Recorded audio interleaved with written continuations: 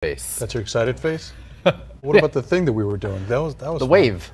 No, not the wave. See what I'm doing? I'm bringing it back to the first intro. Oh my goodness. Hello everyone. Welcome back. Welcome to day 5 of Sideshow Con. My name is Paul. This is Alex. He's going to be with us all day, not just crashing randomly, but he will be here all day and talk about all the incredible things that we have already seen and the things that we have not seen. He is not sorry. No. Very happy to have you here. If you were in the other hall for the Kowalski wedding, it is here. We are here right now for Live from Sideshow Con, day 5. We've got a packed show. First, that booth tour. That booth tour is incredible. I want to go back to talking about Dr. Doom real quick. Yeah, I mean, Dr. Doom looks insane. It's as close as I ever want to get to a version of Dr. Doom because he is terrifying. Yeah, but you know, he seems like a totally chill guy. I am telling you, Dr. Doom has never been described as like chill and relaxed. Like I am super chill all the time. Never. Okay. No, but he looks incredible. And Daniel Bell, who did the sculpt, I'm sure you guys know who Daniel Bell is, but if you don't know, he's one of the incredible sculptors that is here, that works here with Sideshow. He will be here calling in, talking about that incredible Dr. Doom piece. So that, I mean, it was incredible. I know it kind of stole the show. Also, that Storm. That Storm. Oh my God, Storm looks so good. I'm so happy to see the Storm. The eyes on the Storm, killer. Insane. So we do have some con exclusives that went up today. The first one being the Invincible fine art print by the Alex Ross. Look at that there. It's so beautiful. Look at that there. If you guys were watching live, new at Sideshow, you guys got a quick glance at that earlier. Now, both of these pieces, both of the con exclusives, are Alex Ross. This is the, of course, Invincible fine art print by the Alex Ross. Maybe we'll take a look at it a little bit later or something that's happening. Maybe. We'll see. I love the reflections on Iron Man. It's so amazing. It's so good. Billionaires up front, because next we've got the In the Light of Justice fine art print by Alex Ross. Now, I would love to have these on like both sides of the room. Absolutely. And like I said earlier, like if you look at them, it's interesting to see who Alex Ross thinks is who in each of the worlds. Right, exactly. You got the billionaire like tech guy up front. You got the Boy Scout in the middle. Boy Scout in the middle, and then the gods. Yeah, the gods. Basically, in the ultimate position there. So yeah, those are the con exclusives that we have. Head over to side.show/con. You can scroll down just a tiny bit, and you'll see everything that is new. It's just you click on the What's New page or side.show/what's new. There's a ton of ways to find this. If you have already registered, then you got to see this at 9 a.m. It's well past 11 now, so it is open to the public. Yep. Yeah. So those are the con exclusives for today, being day 5. Note says review show agenda, Alex. Let's do that. Let's review the show agenda. I am very excited about this first one. Unsealed Light with Threezero Transformers. Like Threezero's Transformers figures are well articulated and so much fun to pose. Like they really sort of set the standard with that die-cast and how they have so much die-cast and it can still be so dynamic. It's insane. Look in, you get to see all the parts moving. It's pretty killer. It's killer. And then up next, I get to sort of go back, I would say maybe like my old stomping grounds, but I get to hang out with Eric Fetchette, customer support manager. He's going to be here. Again, one of the many things we wanted to do during Sideshow Con is show you all of the many puzzle pieces that make the larger picture here at Sideshow. And Eric is awesome. My old boss, so that'll be fun. He's just gonna give all of the dirt, because I constantly say all the time, like, I used to work in CS, and he's gonna be like, barely. Barely. Is that what you call that? Yeah, he's like, work? Yeah. Okay. Well, so Eric will be here at about 11:45. He's actually right here. I'm looking right at him. What's Eric. Up? And you guys may have saw him earlier. He was walking around checking out the booth. I think it was his first time seeing it. Yeah. And then we've got an art tour. Art gallery tour. We've got an art gallery tour with Vanessa and Amy. Yeah, they're going back to the art gallery, going to get to see some choice pieces. I wonder if we had any preview of any of them. I don't know. We did. We're telling you did. I'm not. I try to be coy, but it doesn't work. It doesn't work. And then we have that interview with Daniel Bell. Oh, and of course, we've got... I think we have our interview at 1 p.m. with the incredible Ian McDonald as well. He's going to be talking about some of the incredible How to Train Your Dragon pieces that he worked on as far as design goes. Daniel Bell we're interviewing with Dr. Doom. And then, of course, wrapping up this whole show with another episode of Unsold Out. Unsold Out. Unsold Out. I love Unsold Out because now I get to be Chris in the chair. Yes, you sure do. And ruin everything. I hope he's not watching. He's probably watching. I'm fired. That's all right. You were already fired. So, so right now we've got a quick out of the box video with our Bane maquette, and then we'll be right back with Eric Fetchette from customer support. See you soon. Everybody, and welcome back to another Sideshow unboxing. Today, we're going to be unboxing the Bane maquette by Sideshow. Let's get started.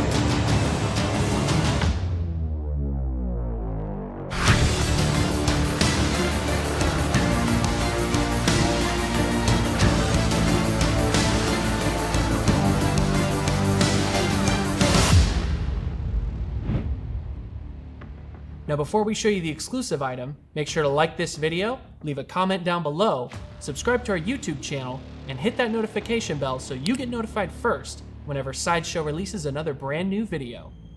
Alright, now let's take a look at the exclusive item.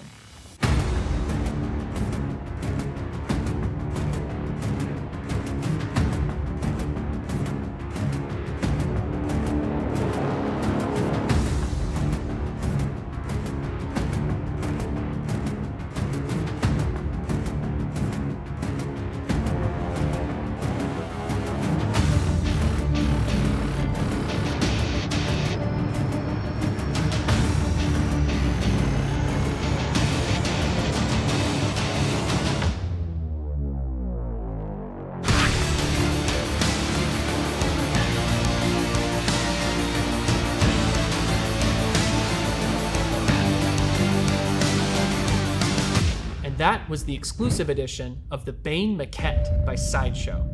Thank you guys so much for joining us today, and don't forget to let your geek side show.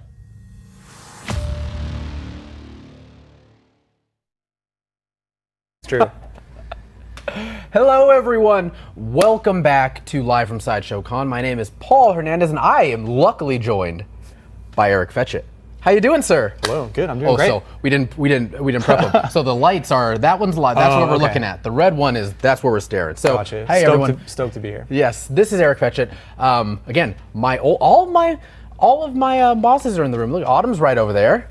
Hi, this is fun. Yeah, this is like going to like a school. You know, like going back to school. It's like all your old teachers are there, and you're like still scared. Reunion. Yeah, a reunion of people that are vaguely disappointed in me. I love it. So, well, welcome, man. Thank you so much for being here. Again, you got to check out you guys probably saw me. Got to check out the booth. I came in here before a lot of the product was set up. Right. To see the space. I love the space, but this is my first time getting to see a lot of this stuff in person. Yeah. So it's really cool stuff. Checking out a bunch of the, like the symbiotes are pretty great. But I mean, you're a huge horror fan. You got to look at that pumpkin head. I wanted to see the pumpkin head. But the How to Train Your Dragon stuff is fantastic. Yeah, it's beautiful. And again, thanks for throwing that over, Eric, because we will have Ian McDonald calling in later to talk about all that. Teed that one up. Yeah, thanks, man. So, if I would find it really difficult to find anyone out there who has an account with Sideshow or has participated in anything Sideshow that has not interacted some way with the customer support team. So, Eric, if you haven't, that's what this interview's for. So, Eric, if you wouldn't mind, maybe explain to everyone what is it that you do at for the department, and then what does the department do as a whole for Sideshow? Oh wow. So my official title is the customer support manager at Sideshow. So I oversee the entire customer service operation. So I mean, lots of people now. Yeah. Although we're in the middle of sort of figuring out how to structure it, but there's a team that's dedicated to fielding live chats and phone calls from all of our fans and collectors. There's a team that's dedicated to replacements and returns and exchanges. There's a team that's dedicated to processing and fulfillment. So I sort of oversee all of that in a certain capacity. And it's amazing because we get to spend a lot of time interacting with really passionate people, and we're passionate fans as well. So that's really gratifying to be able to participate in and work with so many great people. Yeah, and I think that's something that maybe not a ton of people who are calling in or chatting in or emailing in to Sideshow, or the many, many ways that you can get a hold of the customer support team, is that everyone on the other end of that line is like a huge fan. Like, your desk is ridiculous. Yeah. Well, my old desk is ridiculous. I got to fix up the new one, but but it's nice, and I think that comes through a lot. Especially like when people live chat in, and you can see they're like, I'm really stoked about this piece, and they happen to get one of the various people who love these things. So I mean, that kind of leads me to the next thing, is that a lot of people, I always say that like CS was sort of like the unsung and the constantly sung hero, because you guys are, I mean, CS is the first line of, or maybe like it's like the handshake really for all of these various collectors. That's well put, and thank you for saying that. I think for a lot of our collectors and fans, we're the touch point. That's the touch point for the brand and the hobby, and I think it's different from your more typical interaction with a CSR, like with an Amazon transaction or something of that nature. I think it's part of the experience for a lot of our fans and collectors, and we understand that, and we don't take that responsibility lightly. It's important to us as well. Yeah, I mean, because how many times a week, a month, whatever it may be, do you or do me or Eric reach out to any large company, and it's sort of like completely automated, and sometimes you're like, I wish I could just give me 5 minutes, I just need to talk to someone. And that's, I think, one of the things that at Sideshow will never go away, because that's sort of the thing. I think it's a pillar of Sideshow, is that customer support, I'd say. I mean, how long have you been with Sideshow now? Just under 5 years. It'll be 5 years proper in November. Right, and I'm assuming, I mean, this might be a stupid question, but you've seen like the what customer support is for the collector, maybe externally, change quite a bit. Oh, tremendously. So just in that short amount of time. Right. I was going to say, like, how would you say? I mean, I'm not going to put you on the spot and give a whole expose, but like, how have you seen it change from 5 years ago when you were here to now you being a manager and seeing what customer support does for the collector, or just for Sideshow specifically? Wow. Yeah. That's an amazing question. I would say, from when I first started to now, I think a lot of the reps and people that we work with, not to say this wasn't true before, but they really understand the significance of the interaction that we're having with people that are connecting with us. I think we look at those interactions more so now than ever before as an opportunity to connect and share the passion for collecting, for these characters, for these properties, and participate in that with our collectors. Because like I was saying earlier, we're all fans. So I think that to me is like the one big thing where we've really seen that transform. I would agree, and I'd say that again, one of the notes or questions, whatever I had written up, is like, what is something that people out there don't know about customer support? Like, what is some of the things that go into the whole tapestry of what customer support is, that they may have no idea what it is, but I think you just put it in a way that's it's expert, in that like everyone on the other side of that, like, if there's something, say, call it, what it is, because this is collecting. If there's something that's delayed, chances are 90% or 80% of the people that are on the other line of that are also trying to collect that item. And Right. one of the things that I think is incredibly important is that it's all that, like, on the other end of that line, or whichever, they're collectors. Like, it's collectors. Definitely. For collectors by collectors, sort of. For sure. Like Paul was alluding to, or like you were alluding to earlier, if you saw the cubicles and the offices, you'd see kind of that passion. Yeah.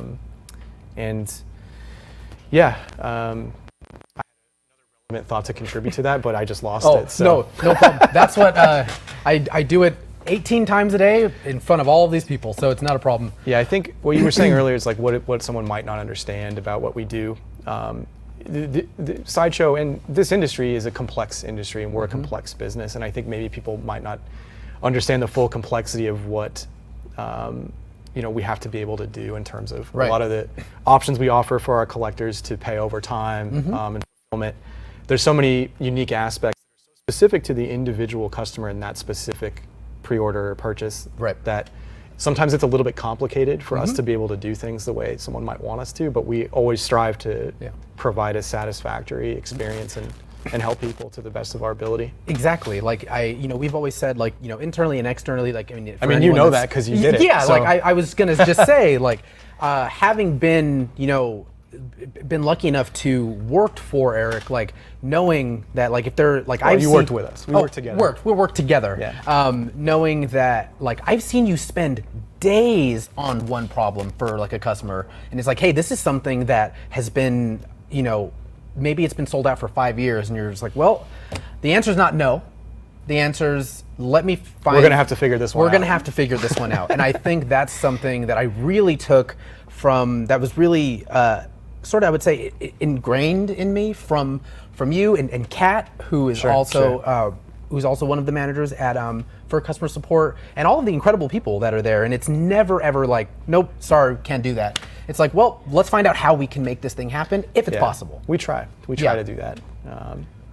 And I mean, we ship worldwide, direct, which is also adds a layer of complexity and challenges that you wouldn't normally deal with at another e-commerce, retail entity. So, yeah, I mean, Sideshow is a unique business for so many reasons, but having just the level of chats and calls and emails and everything that you guys field a day, and getting to all of them, and Eric being the type of guy that's like, we're not leaving until, like, these, like, everyone here has been helped.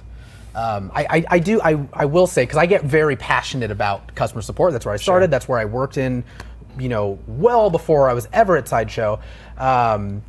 Is Sam mad at me? Hi.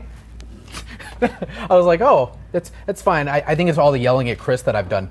But no, it's just that level of customer support, and just sort of going the next step is something that is in every element, I would say, of Sideshow, and no more seen, than in customer support. Where is Chris? Did he leave already? Oh, Prada? Yeah. Is he gone now? Yeah, he flew back. Of course. Right before I come on. Yeah, he's terrified of you is what it is. I was hoping I could light him up a little bit on camera, but you still can. If you're watching, Chris, hello. We miss you. Oh, he's watching.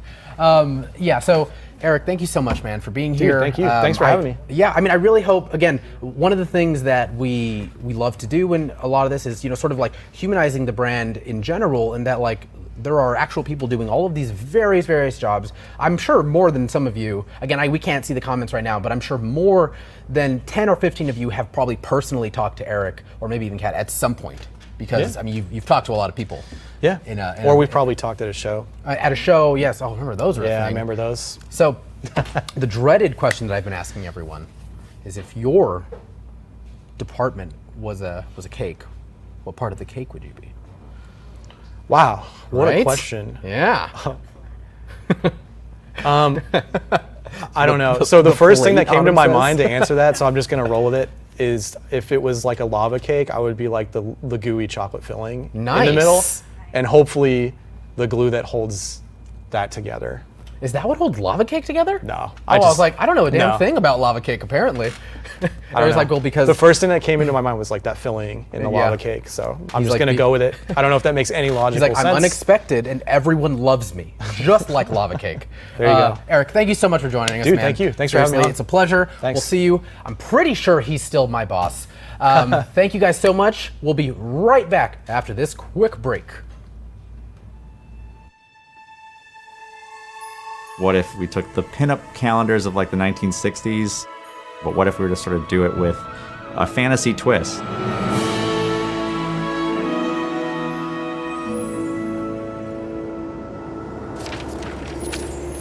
think I've always had a love of fantasy. I wanted to be an animator for a long time for Disney, so I've always had a love of the representation of the classic fairy tale characters.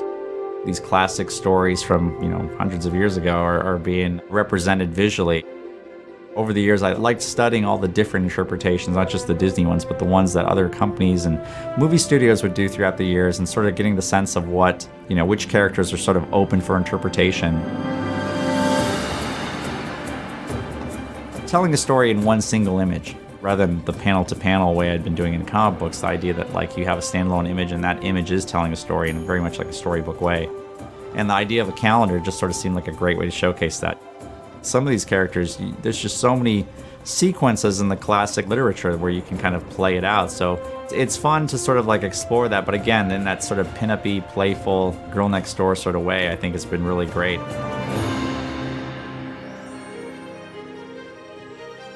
This particular statue with the Little Mermaid, still the most, I think, fan favorite image so far. It was one of the very earliest ones, and when I was approached over the years by various companies that were interested in doing 3D, that was the first one that was always discussed. So when I finally decided that Sideshow was the right fit to move forward with something like that, I think it was just understood without even anybody saying anything that that was going to be the first one and it was going to be that particular pose. I cannot be any happier with the final result. I mean, I think it's one of the all-time closest three-dimensional representations of my art I've ever seen, and I've done quite a few over the years. The character itself, the tail, the jewelry, the shimmer of the tail, the paint job, there's a translucence to the fin itself, and it's a simpler piece by comparison when you walk through the halls at Sideshow, but I think there's an elegance to it that I really am proud of. Following up the Little Mermaid is Tinkerbell. And that's really exciting because there's certain elements that I feel are emerging in each one of the characters. And one of the things that I really love, there's translucent elements with each statue. With Tinkerbell, we have translucent wings that are going to be really great when the final effect is done in paint and resin. The one following up that is Alice in Wonderland. And the Alice image that's in the works that's coming out is a fan favorite of her sitting on the mushroom where she's now torn off each side of the mushroom, like the one that makes her big and the one that makes her small. And it's probably the most elaborate of the three so far because you've got Alice sitting on the mushroom. She's got the sort of the poofy dress. They really do represent my style and the recognizability that I'm sure the fans expect and the uniqueness hopefully that I bring to Sideshow that hopefully makes this line unique and special.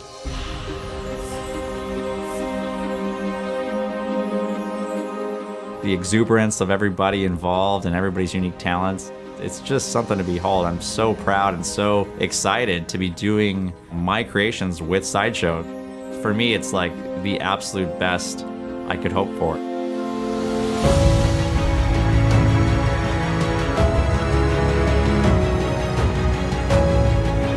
It's great when you're able to do like an iconic character that everybody knows.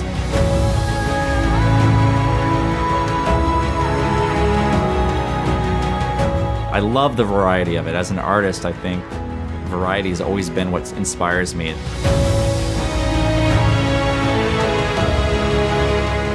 The artistry within the company, I mean, I just can't say enough amazing things about it. I'm just so thrilled with each statue.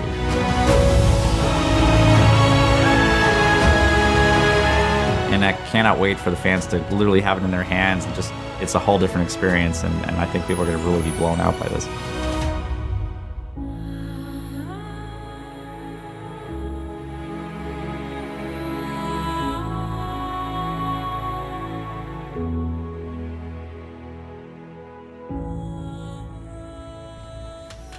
Hello, everyone. What's going on? Welcome back. Yeah. Again, huge thank you to Eric Fetchette for being here, manager from customer support, and a huge thank you to everyone that literally works tirelessly at the Sideshow customer support team. Having done it, I know that it is an incredibly difficult job. So to everyone there still doing it, in returns, in processing, everyone there, thank you guys so much. And Eric, I try to avoid Eric's eyes because before I was working here, I was a customer and I was quite annoying. So I was like, yes. I hope he doesn't recognize me. But I was like, Yeah, you're on the payroll now. I can only imagine how we pay you to not be annoying. Yeah. So, welcome back, everyone. I think we've got the art gallery tour in just a couple minutes, right? Yeah. We've got a couple minutes. They're getting set up over there. I do have something fun for everyone. So I should move out of the way for this. You should, yeah. I don't think I can handle it. I'm gonna make a meal of this. Okay, right? make a meal of this. So, Hold on. Eric, sorry, I've just been thinking about how great that interview with Eric was.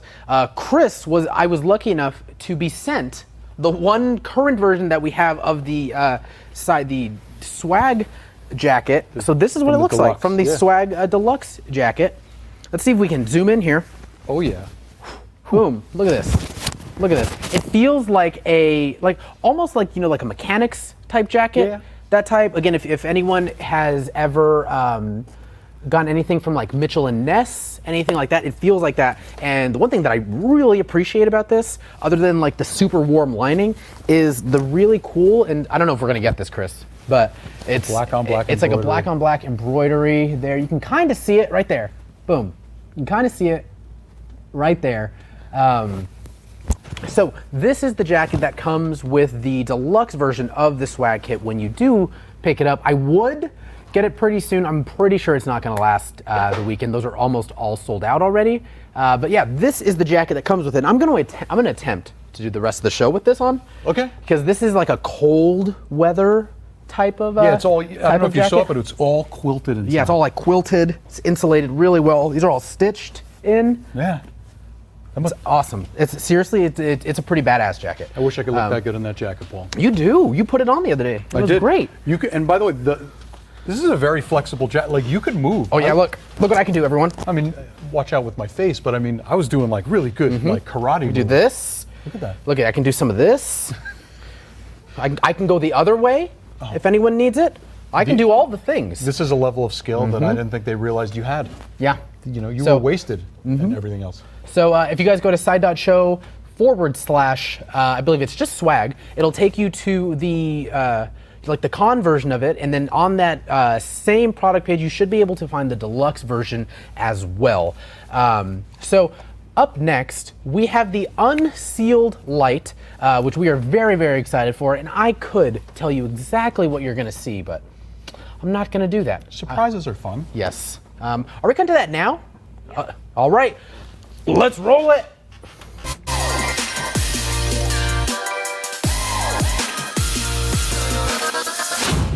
Hey everybody, welcome to Sideshow Con. I have an incredible opportunity today to get to show you Threezero's DLX line from Transformers Revenge of the Fallen.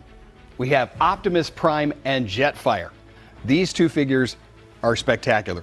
Look at the incredible detail. These are all die cast. They have over 50 points of articulation. With Optimus Prime, you are going to have LED light up illuminated eyes. It's an all die cast metal frame. This is going to give you so much posability. You can stare at these figures for hours. The amount of weathering and texturing they've done, the little breaks in the front glass, the little windshield wipers on there, the flames on the side, dirt around the tires and gears, grease and oil. These are absolutely spectacular. Now the accessories are going to include 2 ion blasters, dual energon swords, and an interchangeable battle mask and face. He also has 4 pair of interchangeable hands and the DLX action stand that's going to allow for a lot of expressive poses.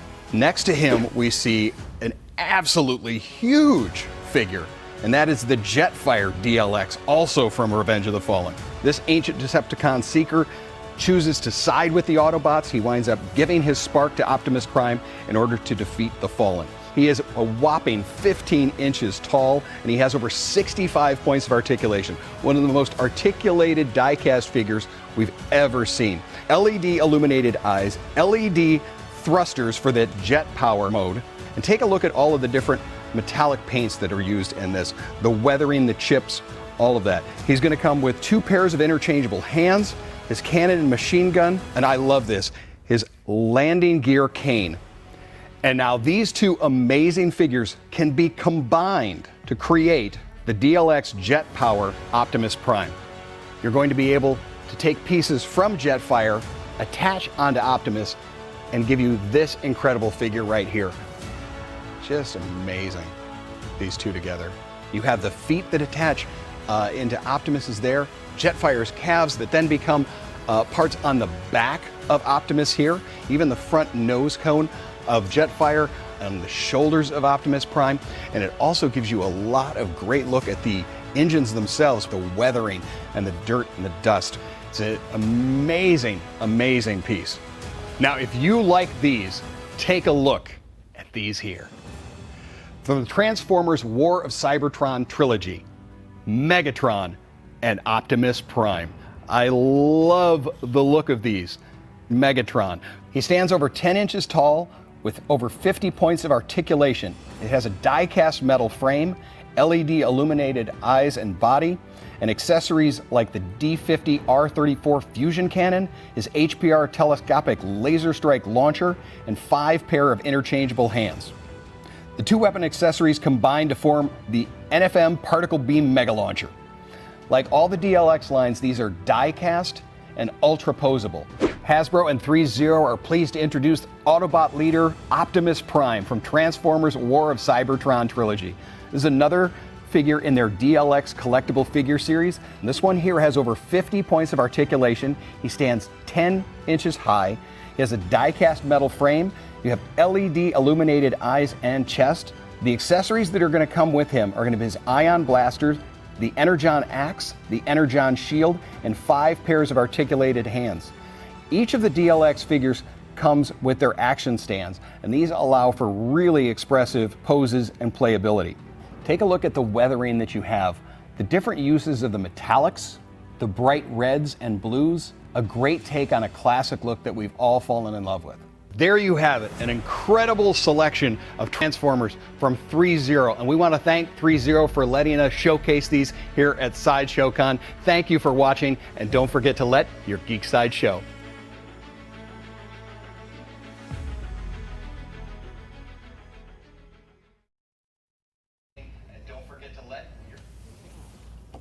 That was cool. I love those Transformers figures. They're so nice. Every single one of them is so nice. I think the one thing that I like the most about those is like the weight.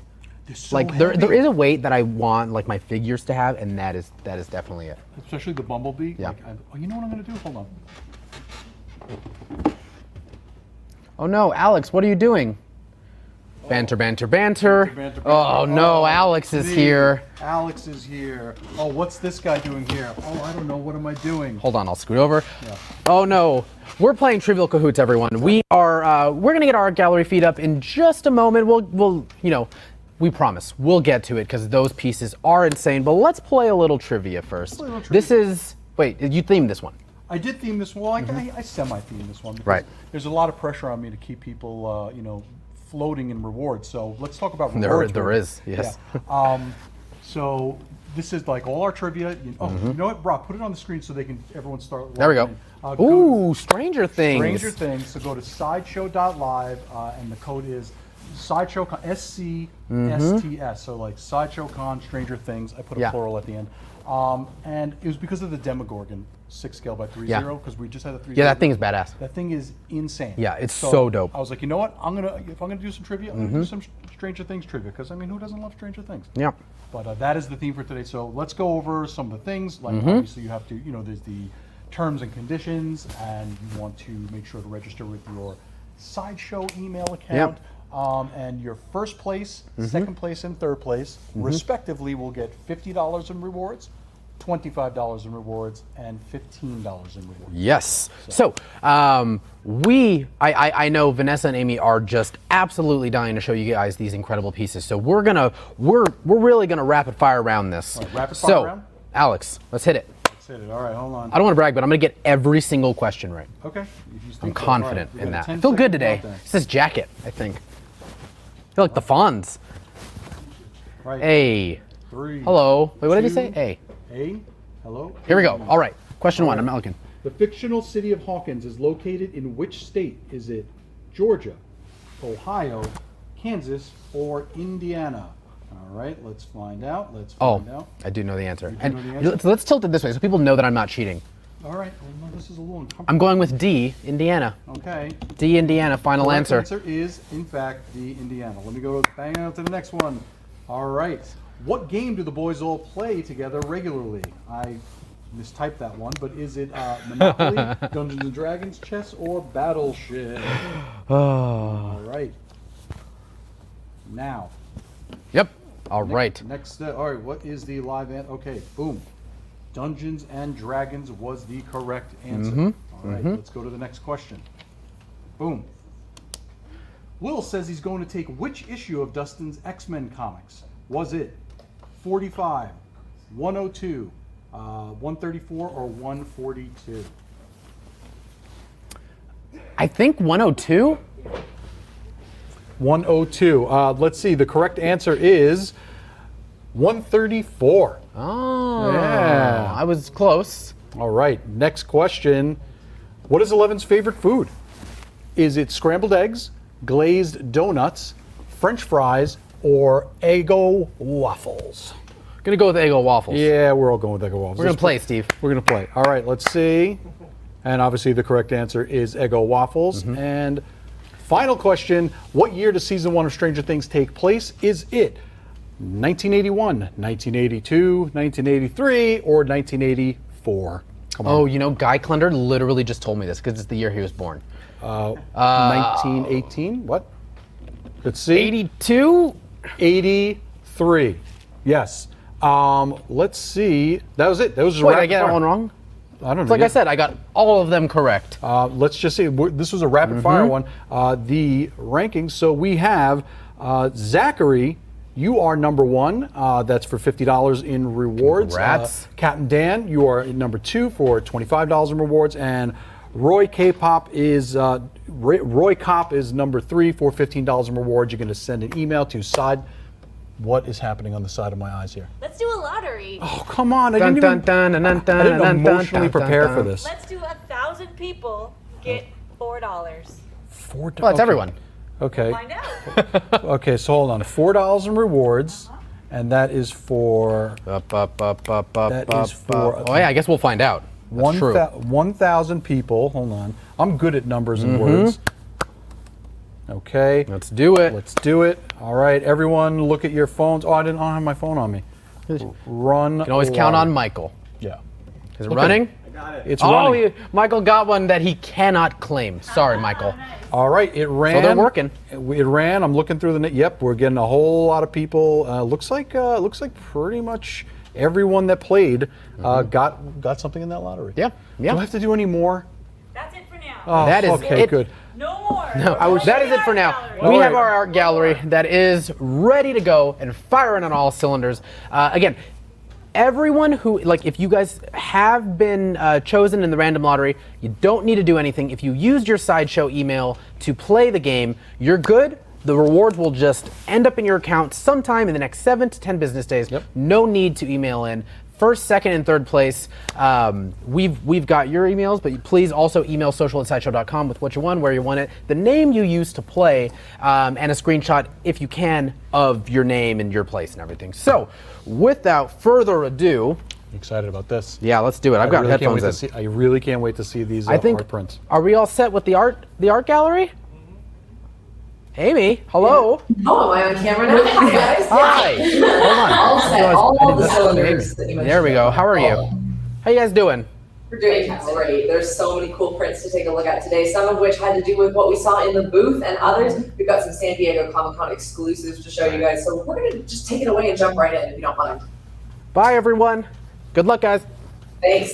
All right, so first up, we've got the Dr. Doom fine art print by artist Richard Wong. He did an amazing previous version of, he did Gotham by Gaslight. He also did 2 amazing Cthulhu prints, so you might recognize the name, the art. So of course, here we have a piece that is celebrating, again, the might of Victor Von Doom, PhD. So we talked earlier in the week in the art gallery tour, but if you are just joining us, this is something we like to introduce, that a lot of these prints have a before and after consideration when they pair with maquettes and premium format figures. It might not be a one-to-one recreation of the pose, but they kind of tell a story. So if you are behind your Dr. Doom maquette, maybe you've pre-ordered him today. This is the Doom in action. We get to see him summoning a bolt of lightning, or really just kind of lightning rodding with his incredible metal armor. We know that he's a powerful mystic. He is a powerful dictator, and this is kind of the action Doom, who is not to be trifled with in battle, where the Doom we saw in the booth today is kind of that tactician, that stoic leader who inspires awe and respect. Just taking in all of the admiration. Yes, taking in the praise, the respect that you all rightfully give him, you underlings. But this is the powerful Doom who perhaps is in battle with the Fantastic Four or any number of his other foes, protecting his kingdom of Latveria. So you guys are seeing the framed edition. Framed pieces do come with a plexi cover, but we are showing that to you here without the kind of cover on front, so you can see the full image. This has an authorized automated artist signature as a part of a limited edition, and also has an embossed seal of authenticity. Let's see if we can catch that here. If you can't, yeah, just a very nice subtle. It doesn't detract from the artwork, but that's how you know it is authentic, and it comes from the Sideshow art print program. Now, this I also believe is in a available in a canvas edition. We don't have that on display right now. But you can check that out on our website right now. The canvas edition uses certified archival varnish for longevity of the image and is mounted in a Blackwood floating frame. Otherwise, this image is available unframed and framed in this custom matted presentation that you see here. I love the gold detail that really plays off of like the light reflecting on his armor. In general, the play of light in this is really awe-inspiring, because from like the pops of electricity that almost look like it's backlit, to the actual like reflections on the armor, to his belt buckle, there's a lot going on here with light. Yes, and that makes the shadows and the moodier aspects of Dr. Doom all the more kind of vibrant in this piece. And Rich always does such a great job with the darker scenes and the darker characters. And you guys will definitely want to check out his artist page. He does have an artist page on our print website where you can see other pieces that he's done for us before. Now, moving on to another Marvel print. This is actually the first time that the Sideshow art print program is working with this artist. We have the Storm fine art print by Taryn Clark, also known as Muad'Dib on social media. I just realized I follow him, very big fan of his work. Now you guys can see this is coming soon. This is a brand new reveal of an art print, which is very exciting. We get to show you guys this for the first time. And this is, of course, inspired by and a really great accompaniment to our Storm premium format figure, as you guys saw, wearing the same costume. This is in active rainfall, and you guys can see she, again, is in the center of this kind of swirling tempest with the beautiful, beautiful light. Again, we've got the lightning and different spots of heavy highlight reflecting off of that white silver suit. I like the bits of electricity working off of her hands, to where like if you paired that with the figure, you have two very different like weather scenes that go together in terms of like where she is in movement, where you get like two different angles of Storm that are both so powerful and altogether like regal. And ultimately, we couldn't incorporate active live rainfall into the premium format figure, but this does a great job of capturing that that effect of being in the elements, whereas she is in her element. Now, this piece will also have an authorized automated artist signature and an embossed seal of authenticity. The edition is yet to be announced, but we will have more information for you very soon. But you can RSVP to be notified about this piece when it does go up for pre-order. And you guys are seeing a very subtle kind of, I think it's a slight gray matte around this, and it will be available framed and unframed. And if there are additional variants, we will let you know very, very soon. I also love, there's kind of hard line art around this that captures, so there's a very great soft realism to the costume and her features, but those little bits of line art kind of bring it back to the comic book panel and really add some outline to make her stand out against the skyline. It's a really good amalgamation of both worlds, of like getting that realism in there, but like sticking to those roots of where we first got to know her and how we like love seeing her.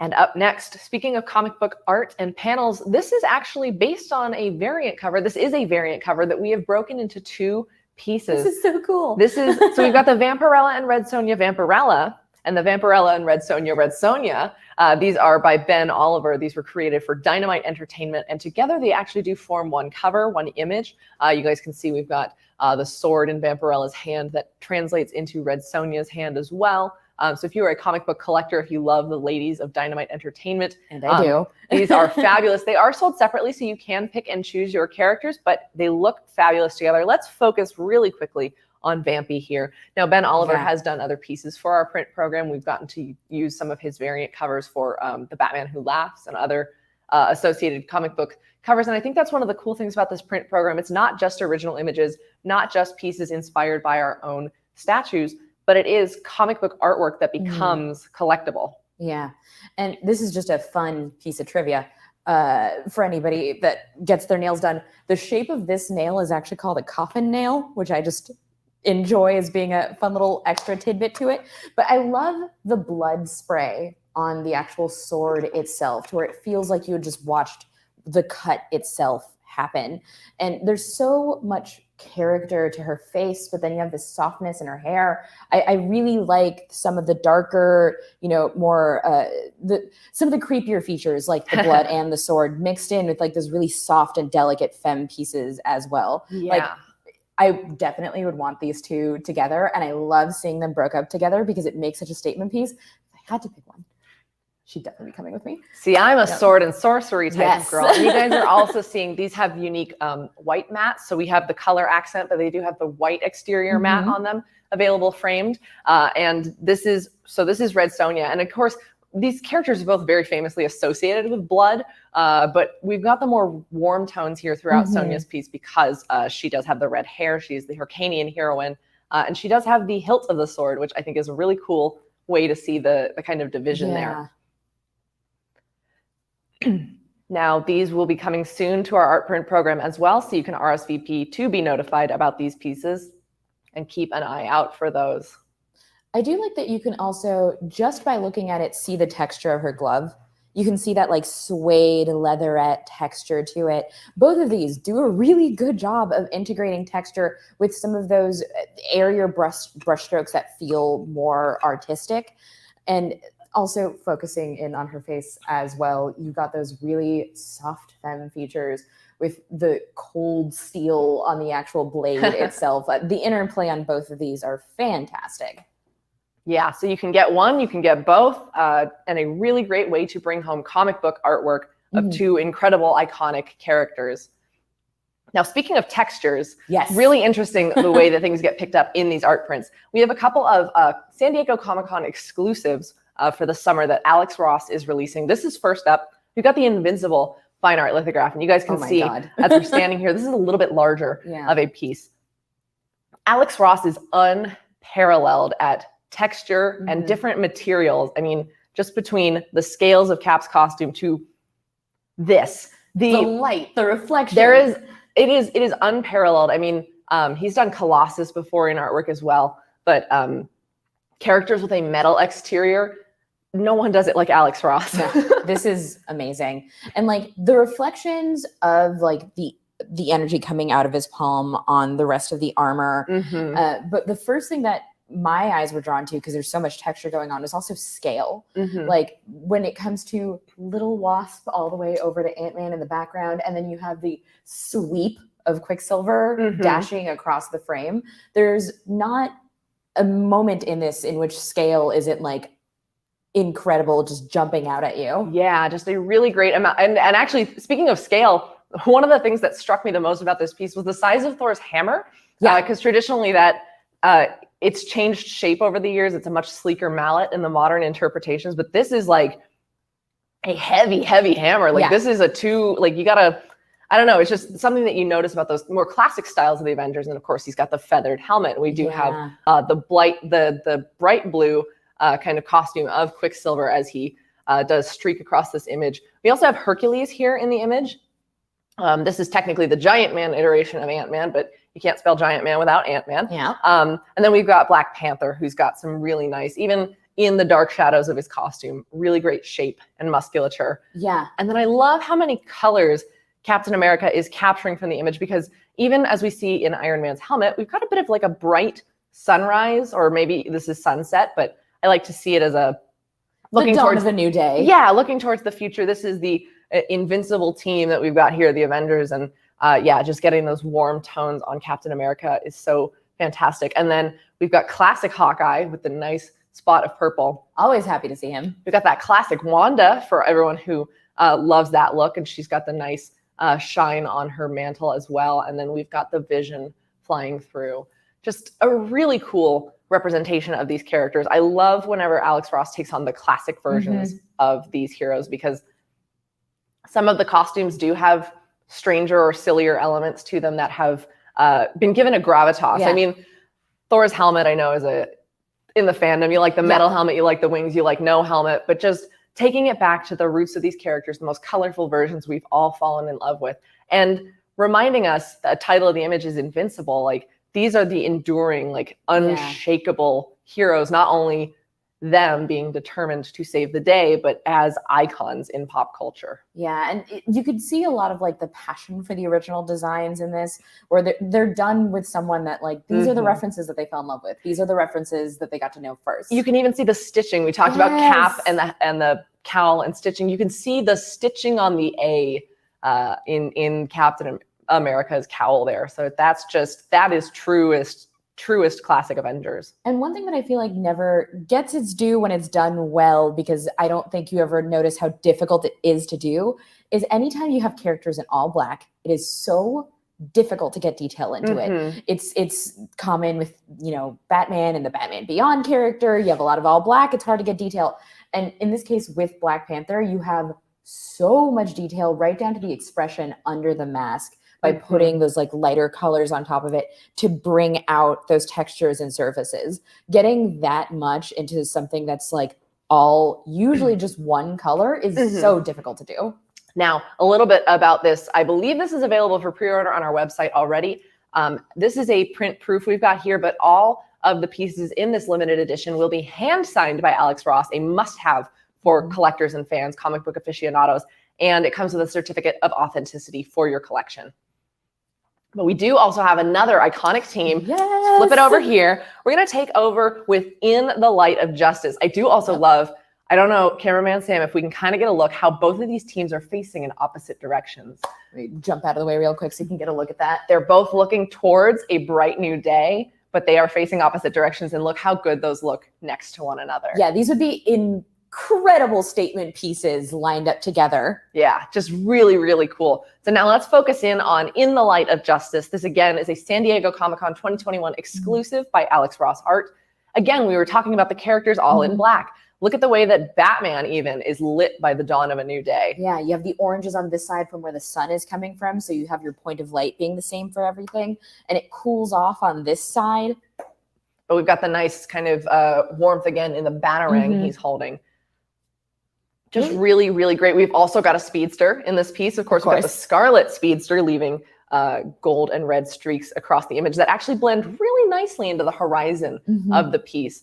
We've also got Martian Manhunter, Black Canary, Hawkman, and Hawkgirl up top. We've got Green Arrow, Green Lantern, Aquaman, and Wonder Woman, and then, of course, Flash over here. And again, we've got some of those metallic sheens, especially on Wonder Woman's armor and her bracelets of submission. We've got those beautiful, beautiful places where it picks up the light, the gold kind of belt, and then Aquaman's scales. I love that there's even continuity between two different iconic groups of heroes, where we've got someone else with a scaled chest plate that really picks up light in interesting ways. We've got so much more kind of iridescence in the paintwork here. Just this photorealistic style is mind-blowing. I love it because it still stays true to the characters that we know and love. It brings in that what if real element to it. It mixes and blends the two really nicely. And I especially want to point out between Aquaman and Superman that you can really get the textures of their costuming as well. I just always love a good true blue Superman costume with the gigantic emblem. And he too, we've got a lot of really great shadow on his face, but also the highlights as he looks towards a new day. Just a really heroic Superman. We've got the nice swoop. The little swoop that I always need. You need the kiss curl, you need the swoop, and then I love Martian Manhunter, so I think that's just such there's a lot of great green heroes in this image, of course. We've got Green Arrow, Green Lantern, and Martian Manhunter.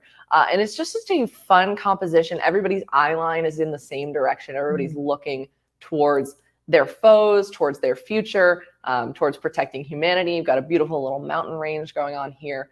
Just, again, that photorealism of the Alex Ross artwork is so enduring, so collectible. It's why his variant covers are highly sought after, and it's just, it's consistent quality. And so you guys are also seeing this is what the framed edition looks like. We've got that custom matte design in the very nice blue to highlight the image. And like Invincible, this is all the pieces in this limited edition will have an they're hand signed, but they will come with a certificate of authenticity as well. And I believe the overall edition size for both of these pieces is 395.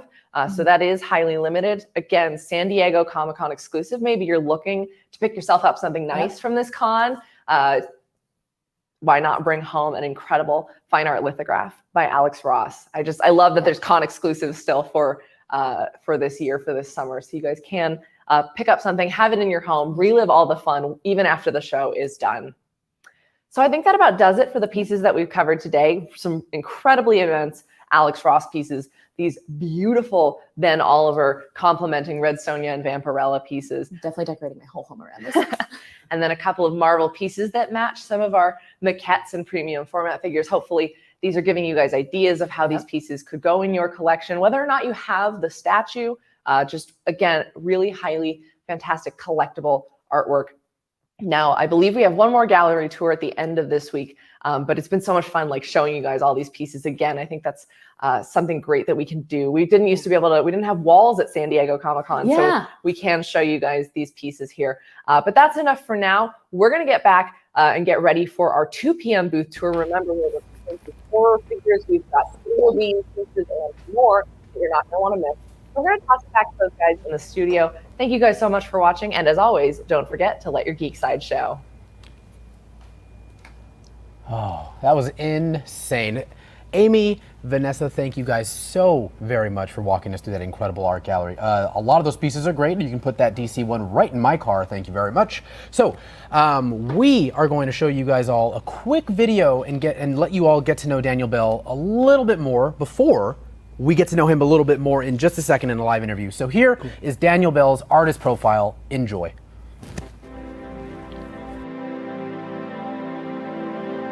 There's something unique that I feel when I'm sculpting. It's about emotion, it's about feelings, passion that help me to unleash all my imagination. This job gives me some unique feelings that all the things that I did in the past didn't give me. But getting there wasn't easy. In Argentina, things are a little bit different than the US. I grew up with my brother, my mom, dad. We have a house with no floor, no windows. That moment was very hard for the whole family. But at the same time, I have happy memories. I draw my own comic stuff. I wasn't too good in arts. I didn't know how to draw properly. I realized that become an artist as a profession will be almost impossible for me because I didn't have any of those natural talents. So I said, okay, I will need to pick any profession. Since a kid, I like technology. My father asked for a loan from the bank and he bought my computer. And I said, when I grow up, I want to become a computer something, you know? Anything related with the computer. I remember that I chose engineering. I studied for a year and then I realized that that wasn't for me. You try to look to your future and you see nothing. I've been with the same person almost for 18 years, my wife. At that moment, she was really helpful to me because she was the one that was pushing me all the time to not abandon my dreams. Even if at that time, I didn't know exactly what were my dreams. She saw a kind of sign, 3D courses. Maybe you want to try with this. And I said, okay, I will try. I started making some 3D stuff. I applied for an architectural visualization job. I had my first important title. It was technical director. I feel like, okay, maybe I'm in the right path. And then 2008, financial crisis. And all our projects go down. And I lost my job. So what I do now, it was so difficult, because it's like, okay, yeah, I want to be an artist. I did it for several years, but now I'm not anymore an artist. All the people surround me told me, okay, Daniel, if this is what you really want to do in life, don't leave it. Then I moved to a video game company. That was my first approach with characters. Maybe I can try again with characters. I tried and I failed. I didn't know anything about anatomy, proportions. That company left the country and I lost my job again. I said, okay, maybe again I can try sculpting. But this time I need to read things about anatomy, start learning. I will try to do the things in a better way. I opened ZBrush and I started sculpting and I giving form, shapes. In my face was like a smile is appearing. What I'm feeling now is like it's something unique. After so many tries and practice and studies, I made the statue. Thanks to that, I received my first job in this kind of industry.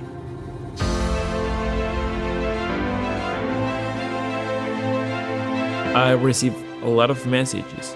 Daniel, how do you achieve all those things in your career? I came from a poor city. I don't have too much money. I don't have special talents. When I receive those kind of messages, it's like a reflection of me. If you work hard with passion, there is no boundaries. There is no anything that you can achieve.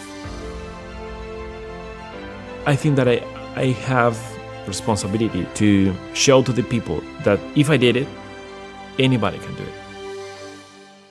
My name is Daniel Bell, and I love what I do for a living.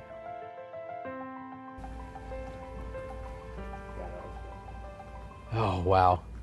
I still get chills every time I watch that.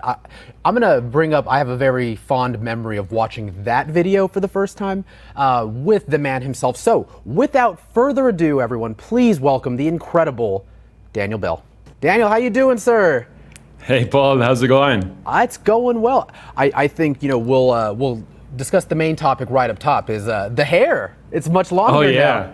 It's not just longer, it's I have a bomb you call, I think. It looks good. Yeah, you've switched to sport mode. You're in tactical work mode. Oh yeah. This is a COVID. It's a COVID thing, Yeah, it looks good. Well, everyone, this is Daniel Bell, sculptor and art director for Sideshow, and also professional badass. Right? Daniel, I know there's probably so many people out there who are so familiar with your work. There's a couple of people in the chats here who have pieces that you have worked on. They had no idea, like the Thor piece that you worked on that we just saw. Daniel, I have a couple up there. I don't know if you can see it. Yeah. Are those all pieces that you've helped sculpt? Oh yeah. I did all of those. It's Colossus, it's Thor, and a few more. I have a few others in the other room. Yeah, man, that's crazy. Yeah, those are beautiful. I mean, thank you, Danny. So kind of, before we get into it, I remember I was working in a comic book store, and I watched that video for the first time, and I was just like, what I'd like to do is sculpt. Yeah. And then I learned it's really hard. It is not as easy as you make it look, sir. But I do love that you were very open with your process of how long it took you from where you were to being here now as Daniel Bell. Yeah. It took tons of time, and and as I said in the video, passion, and it wasn't easy to discover exactly what I wanted to do as a professional.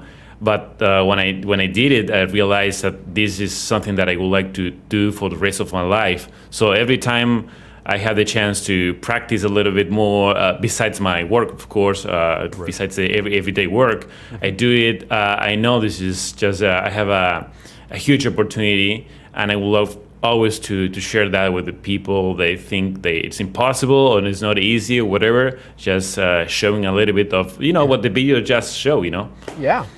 And of course, we've got the newly unveiled Dr. Doom piece here for everyone to see. I can spin it a little bit. Do you like it there, Danny? You went a little closer?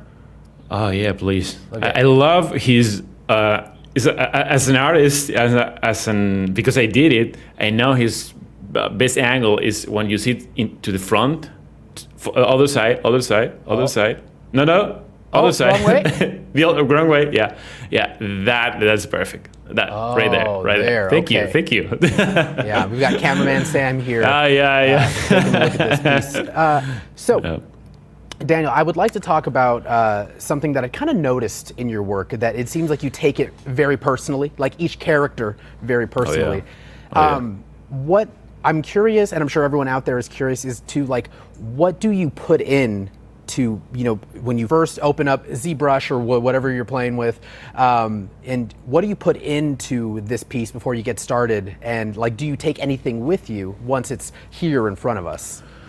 Yeah, well, this one in particular was intervened by several artists from his early concept to the final sculpt. I was in charge of the pose, general design, sculpting, the whole, details, execution, the, texturing work, and many things, testing how the armor plates looks, how the general design. But I would like to thank and to mention some of the team involved, if you let me. Oh, please.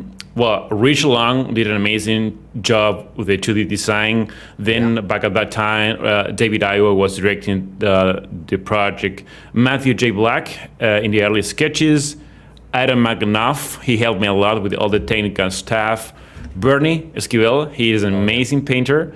He painted many pieces I did, and he painted beautifully, this big boy.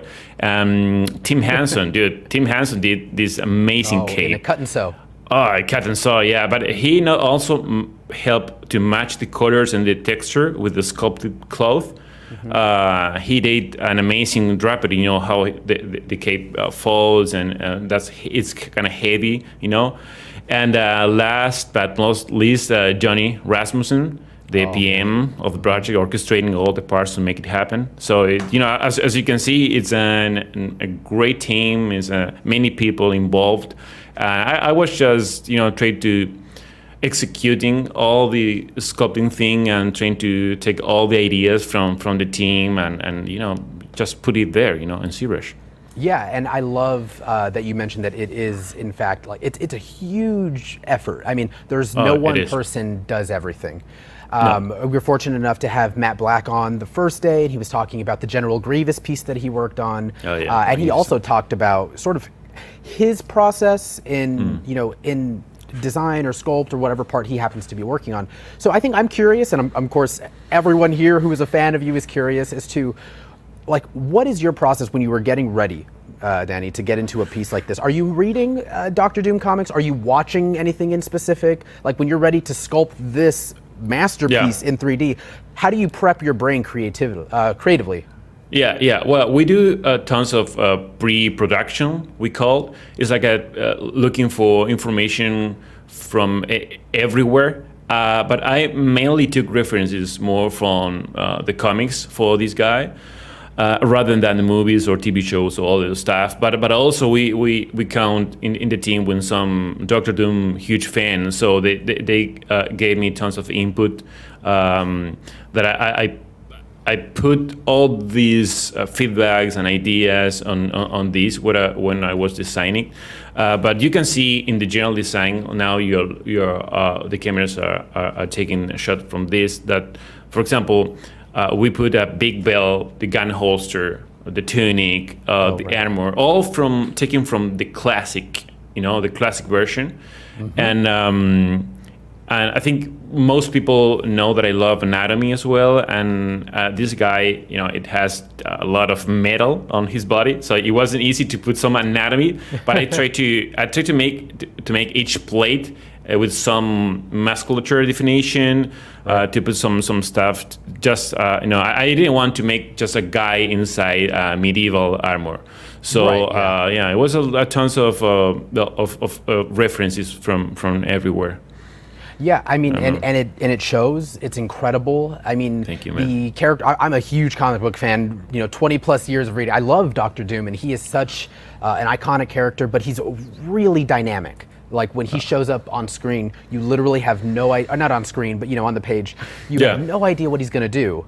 Yeah. And I'm curious because I know you're a huge fan of him as well. I mean, when you were getting ready to sculpt something like this, and you've got him in this incredibly menacing pose, is it hard as a fan to pull back and like not put too much Daniel Bell into this, or you're like, no, I want to go all in?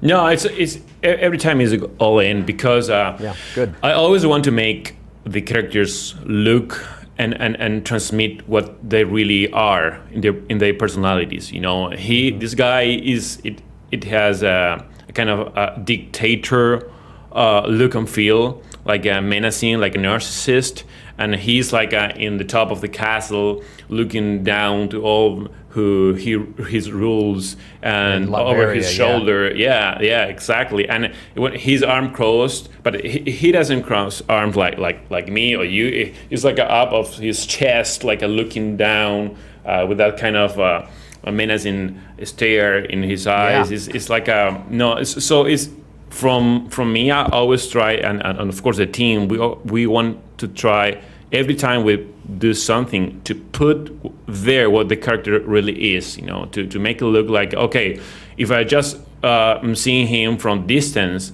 I can recognize him because of how he is standing or what he's doing. Right. I mean, that's got to be so important as well to make sure that you are making a character. Like if we were to, completely make this devoid of color and remove the head sculpt, like I would know it's Doctor Doom. Yeah, and I think that speaks to what you were saying. And Daniel, thank you so much. Seriously, I know you're really busy, and I know you're in Argentina still, right? Yeah, same as routine. All right. So I hope it's not too late. Nah, it's almost 5, so it's perfect here. Oh, good. It's not that late here, but we should have just had you and Martin in the one room. We'll just do the dual interviews next time. Yeah, that would be great. Yeah. So, Danny, we've got to know. When we inevitably make some type of montage of your work on this piece, what music are you listening to while you're sculpting and working on this incredible piece? Well, I can't remember what music I was listening, but I definitely put. If I have to do it again, I would put some Rammstein. Oh, I think it would yes. fit perfectly with him. Uh-huh. I think Rammstein it's the best fit for this kind of character. Yeah, I can hear the Rammstein while he's looking over everyone in Latveria. Oh yeah, definitely. Daniel, muchas gracias, amigo. Thank you so much. Have a wonderful rest of your night. Good morning or get some sleep, whichever. No, it's more towards to sleep than morning. All right, but Daniel, thank you so much. Please, have a thank great you rest so of much. your night, sir. Thank you. Okay, bye. Thank you, guys. Bye. Daniel Bell, everyone. And again, how incredible and impossibly talented is he? Thank you guys so much I hope you guys enjoyed that as well, because it is always a pleasure to be able to talk to Daniel and anyone that has any hand in any of these incredible pieces. So we've got a quick video break and we will be right back. Hi everyone, and welcome to another Sideshow unboxing. I'm Wendy Lee. Today we'll be taking a look at the Robin Premium Format figure by Sideshow. Let's get started. First, we're going to take the base out of the foam. Place it right here. Next, let's go ahead and take out the barrel. Now, before you take this out, be aware of the ricochet effects. What I like to do is take my hands on the top and bottom and just gently lift it out of the box. So we have the key right here, and it's going to key in at the center of the base.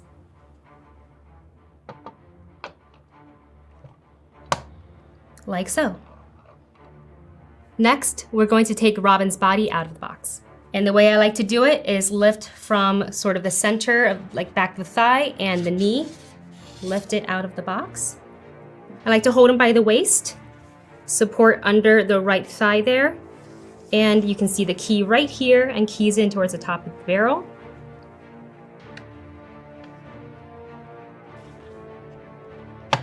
Like so.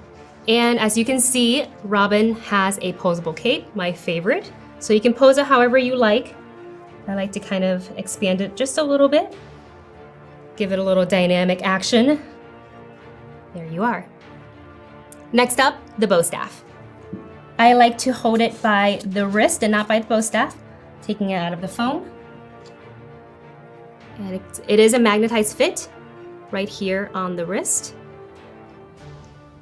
And next, let's add the portrait.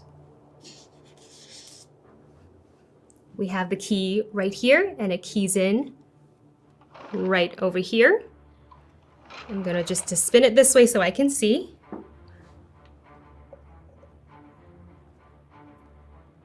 Perfect fit.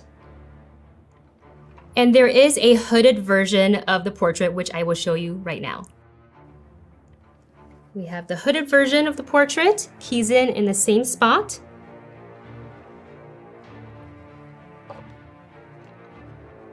There you are. And the hood, just like the cape, is posable, so you can do whatever you like with it. I like it a little kind of half on, half off, just like that. And this is the collector edition of the Robin premium format figure by Sideshow. Now there is an exclusive item, and before I show you that, make sure to subscribe to Sideshow's YouTube channel, like this video, and hit that notification bell so you don't miss any new videos coming from Sideshow. Now let's go ahead and show you the exclusive item. We're going to replace his bow staff, place it down right here, with the katana, and I'm going to lift it out the same way by holding the wrist.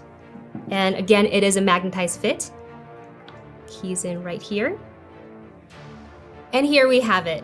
This is the exclusive Robin premium format figure by Sideshow. This has been another Sideshow unboxing. Thank you so much for watching, and don't forget to let your geek side show.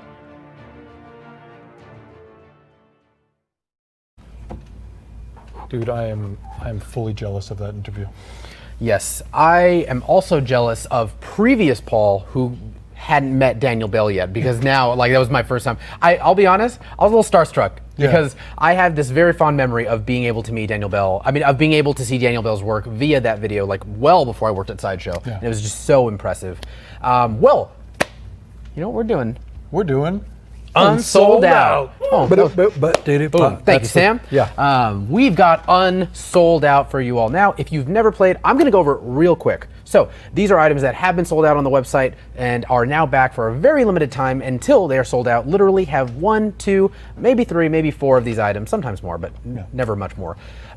So if it is $49.99 and under, you cannot use Sideshow rewards on it. None of if it's above that, if you have rewards, go nuts. You can use them.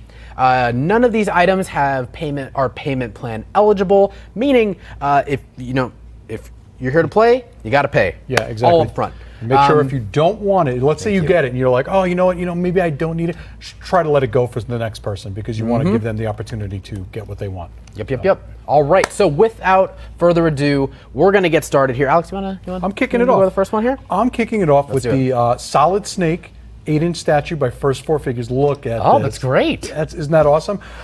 We only have one available. It is $84.99, but it is for U.S. shipping.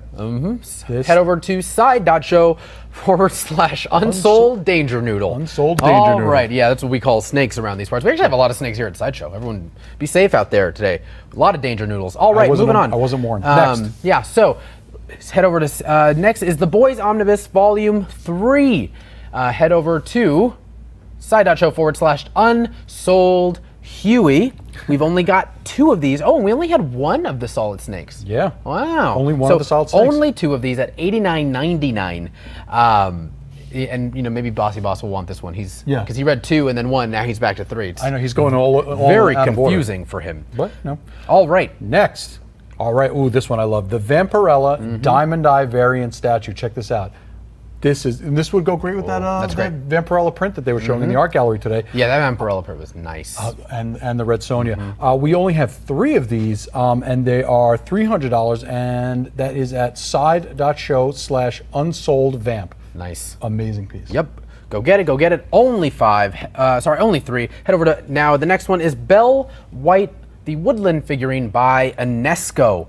Again, been a Look at this sheepy. big favorite here on Unsold Out during this whole con. Head over to side.show/unsold ring my bell. Oh my goodness. I just hear the song. Right now, we can't sing it, because of licensing. But you know what I'm talking about. Side.show/unsold ring my bell. All right. Joe's having fun today. Only have 5 of them at $65. And next one. I get to take this next one. This is Wonder Woman Couture, also by Enesco. These are some of my favorite statues. There's only 4 of these, and that is at side.show/unsold. Wonderful. Unsold. Wonderful. Oh, that's a cool piece. Yeah, the Couture pieces are great. I'm probably saying it wrong. Is it Couture? No, it is. It is. That's why I let Amy say it first yesterday. Yeah, okay, good. So up next, we have got the Mrs. Jumbo and Dumbo figurine by Enesco. Oh, like a trifecta of awesome Enesco pieces there. Head over to side.show/unsold. Look at it. Look at it. So only 4 of these at $70 right now. Side.show/unsold. Look at it. Look at it. All right, next we have the Frozen 2 Anna Cloak Clasp by Rock Love. How cool is that? I can't pull that off. That doesn't work with my neckline, but that is really cool. And there are only 2 of these. There's only 2 of these by Rock Love for $85 with free US shipping, and it is side.show/unsold shirt belt. Yeah. I thought you would wear that with a cape. That looks like something you'd wear with a cape. So that's a cape belt. I don't know. Joe? Someone will correct us. That's the beauty of being live. Yeah. So up next we have, let's see, the is it Suzerain Noodle Soup figurine by Manasum. This is so cute. Oh yeah. You do love this piece. I should have let you take this one. I should have taken this one. I love this piece. One of the incredible designer toys we've got. Yeah. Manasum makes some great pieces, and there's only 4 of these. Only 4 of them. Head over to side.show/unsold. Soup for you. Soup for you. Nice.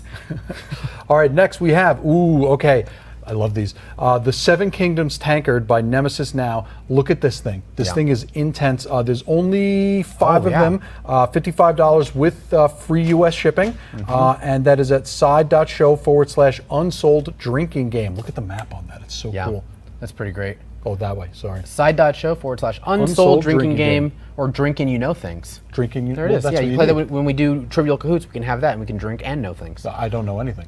Well, what are you going to do? Whatever. All right, up next we have the Arcade, the book by New Wave Toys. This is awesome. Incredible. Yeah, I love a good coffee table book. Yeah, especially as a gamer, an arcade gamer. Head over to side.show/unsold old school. We've only got 2 of these. They're only $48. They're only $48. We really probably have to dig for these because these went really fast, I remember. Yeah. Next, this is cool. The Iron Man Infinity War figure by Selangor. This thing is crazy, and there's only 1 of these in stock. Only 1 of these in stock. Yeah. Side.show/unsold Pewterman. Oh my goodness. You guys are having a lot of fun with these short links today. Yeah, today. All right, next. Yeah, I just realized it's the Mark L. That's the Mark 50. Mark 50. Yeah, nice. Yeah, that's sweet. Yeah, Royal Salinger's been killing it. Up next, we have the Captain Marvel Star Choker by Rock Love. I mean, Rock Love is almost second to none. Rock Love is the top tier for a lot of geeky jewelry and all types of pop culture jewelry. Yep. So we only have 4 of these at $69 a piece. And head over to side.show/rising star, much like Alex. Aw. Thanks, Paul. That's my one compliment of the day. I was saying, I used it right before 1 p.m. Now all right, Alex, the rest of the day. Close out the show. Closing out the show with the Newt Scamander 1/8 figure by Star Ace Toys. Newt Scamander, I love him. We have 3 of these, and that is at side.show/unsold pet sitter. Unsold pet sitter. That is the 1/8 by Star Ace Toys. This thing is great. Yeah, I love awesome. Mix Commander, and I love Starry's 1/8 scales. 3 of those. Now, again, unfortunately, we do not have the time to go back and look at them because I am absolutely dying to talk to our next I'm interview jealous guest. that you're kicking me out of I here am. to do this. Well, I mean, no one's that upset about it. But so we got Ian McDonald coming up next to talk about the incredible, some of the incredible How to Train Your Dragon figures that you guys sort of saw, but you're going to see here with Ian, who worked on I think on the design for all of them. I'm pretty sure it was all of them. You're going to see it here first before the 2 p.m. booth tour. So it's like sneak preview plus interview. That's like bonus. I'm getting pretty good at it. Yeah, you're getting pretty good at it. So thank you guys. We're going to take a quick video break, and we'll be right back with Ian McDonald. Jealous. Hey everybody, and welcome back to another Sideshow unboxing. Today, we're going to be unboxing the Superman Call to Action premium format figure by Sideshow. Let's get started.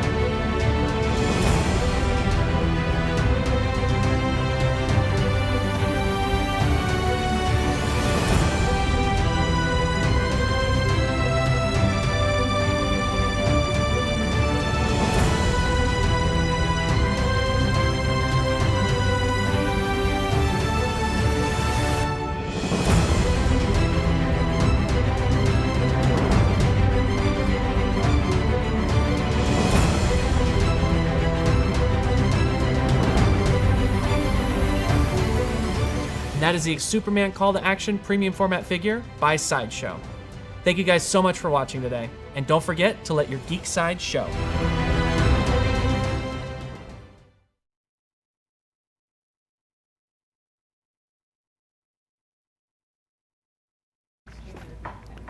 Oh, are we back? All right.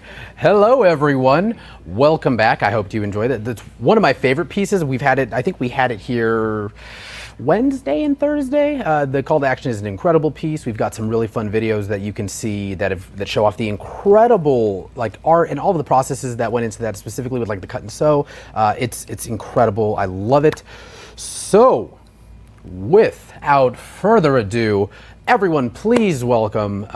Honestly, I'm a little nervous for this interview. I'll explain why in a second, but is the incredible Ian McDonald. How you doing, sir? Hey, good. How are you doing? I'm doing well, man. It's good to see you. I just want to be right up front that I'm a huge fan. I literally just got I think it was Wonder Woman 755, the variant that you did just a couple days ago. Awesome. Yeah, no big deal. Thanks, man. Just a huge fan of almost all of your work. Love Cool. everything in it. Well, Ian, how you doing, man? How are things? Good, man. Just enjoying the nice warm weather here in Toronto, Canada. Oh, good. Warm It's weird. for once. My brain never associates Canada with ever being warm, ever. Yeah, that's like a lot of people, I think. You're that's a scary amount of people. Yeah. Well, Ian, welcome. Of course, we've got some of the incredible How to Train Your Dragons pieces here that you did work on. So, everyone out there watching, this may be the first time some people have seen them. So this is sort of a, we get to scoop ourselves here. That's always fun. Well, Ian, would you please talk about, and in whatever order you'd like to, sir, maybe what How to Train Your Dragons, because from what I remember, for most of the pieces that we've done for the How to Train Your Dragons license, you have worked on all of them. Yeah. Oh yeah. Yeah. Like even the old one from several years back. Right. So I'm a huge Dragons fan. So anytime these projects come up, I'm always jumping on them. But yeah, and I'm curious, before we get to the babies here, we've got Light Fury and we've got Toothless. When,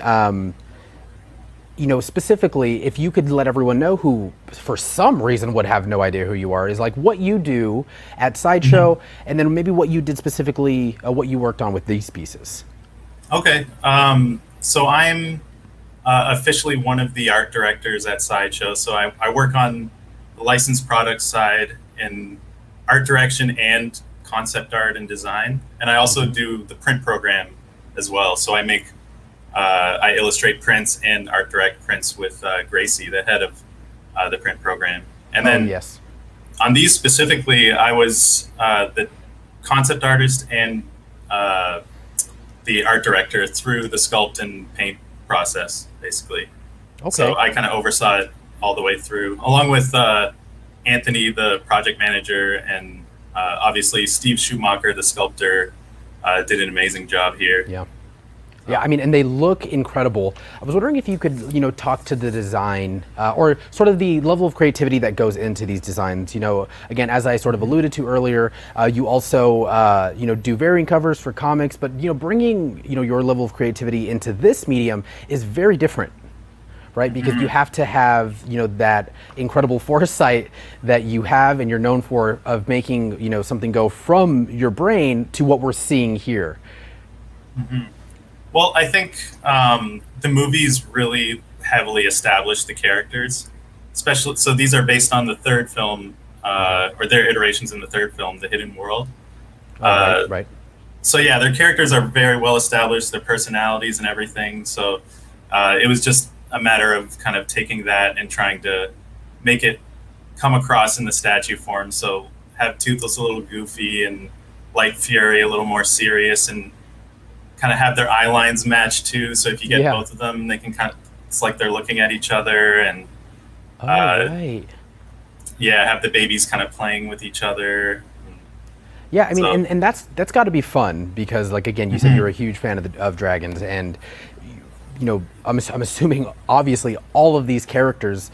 I was wondering if again, specifically with Light Fury and with Toothless, because they are, very similar, in a way, in anatomy, generally speaking. So where does your brain go, creatively speaking, when you're like, okay, the anatomy, sure, it's very similar, but how do you go about making sure that they are radically different, obviously other than color? Well, I think, especially in the movies, they really established that Light Fury has a lot more smooth curves to her design, a lot more graceful lines kind of thing, and Toothless is a little more boxy and goofy. So definitely, and same with the faces too, the eye shape, everything is a little more feminine on the Light Fury, and even here, I think Sam's there right now, her limbs here are again much smoother, and then when you see Toothless, he's very scaly right here. Yeah, that's right. Her scales are a lot more understated than Toothless for sure. And she's got a lot of sparkles and stuff that he doesn't have. So, yeah. And then I was wondering specifically with the babies here, you've got Dart Pouncer, and it's incredible. I mean, how important was it for you to bring the babies to the collection?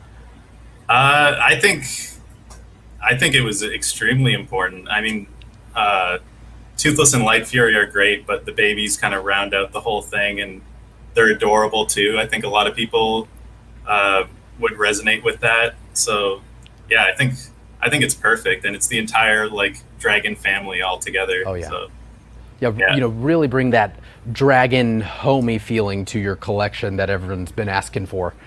You know, you never have too many dragons in any way, shape, or form. Yeah, that's right. Yeah, so like when you're doing something like this and creating design, do you have the third film or the first or second on constantly, or do you find that to be a little maybe distracting, or maybe that provides too much input on your brain? I definitely especially for this, I rewatched the third movie a couple times, and especially for the base. Like the base is very specific to the hidden world, and like a lot of those elements the you can gems we're only seeing here. And yeah, the crystal and the weird kind of alien fauna stuff there, coral stuff. So a lot of that. So more for research, but I think to kind of get in the mood for these, I like listening to the soundtrack and the score while drawing. I think that helps a lot. So yeah, which is usually my like round out question of like what is Ian McDonald's process of like listening, of like what is your what's playing over the the 70s style montage of you getting this from start to finish? I would say just the soundtracks, that like they're the thing that get me the most hyped up, and I'd love to watch a montage of myself to that music. Yeah, it'd probably be pretty cute, because this is like, these are adorable. I love these pieces so much. Now, do you? I'm always curious, because specifically with design or anything, or anyone, I'm sorry, who's got a hand in the start to finish process. Do you, as a fan of the How to Train Your Dragons franchise, do you have any do you put any Easter eggs or anything in there? I think the biggest Easter egg with this is sort of their like Light Fury and Toothless's matching eye lines. Like that was one thing I really wanted to sort of subtly like put in there, as if so if you can orient them, they're looking at each other, but also they work really well separated. They do. Yeah, just the hidden world also really capturing that like very specific movie moment and background and everything. So that's pretty much it. Otherwise, it's hard. It's a little harder to sneak in those kind of things. In pieces like this, where you could be honest. There's only us and a couple hundred of your closest friends watching. You're fine. Yeah, cool. So I'm curious, because obviously the original Toothless piece that I believe you said you had also worked on as well. Yeah. I mean, how would you say that original piece that was just like a smash hit? I mean, seriously, it's like one of those grail pieces for people. Right. How would you say like your process in creating that version of Toothless has sort of developed or changed? Like maybe artistically, maybe emotionally, as far as putting that into the product. Like how have you changed from that first iteration to this one? Well, I think if you compare the two side by side, the first one is very like serious, a little more like stiff and stern in his pose and expression and everything. And like throughout the course of the movies, I kind of realized like he's not like that. Like he's goofy, he's really loose, and so I wanted to kind of incorporate more of that in this pose. And Steve Schumacher, the sculptor, really translated it perfectly into 3D. So yeah, I mean, he did. Like even the smirk on Toothless is really funny. It's almost like he knows he always knows what's happening, and he never knows what's happening.